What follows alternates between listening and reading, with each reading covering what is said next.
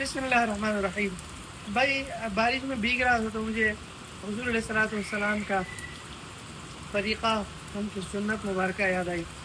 جب بارش ہوتی تو رسول اللہ صلی اللہ علیہ وسلم بارش میں بھیگا کرتے تھے، اور بعض روایت میں آتا ہے کہ آستین اوپر چڑھا لیا کرتے تھے اور بارش کا پانی جسم کے ساتھ لگ جائے، اور فرماتے تھے کہ بارش کے وقت دعائیں قبول ہوتی ہیں، دعا فرمایا کرتے تھے.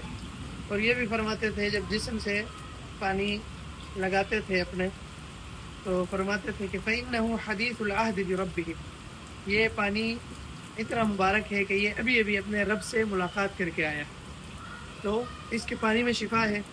وَأَنزَلْنَا مِنَ السَّمَاءِ مَاءً طَهُورًا، تو اللہ نے فرما دیا. اور بارش کیونکہ رحمت برس رہی ہوتی ہے، اس وقت دعا کرنا بھی قبولیت کی گھڑی ہوتی ہے، تو دعا مقبول ہوتی ہے.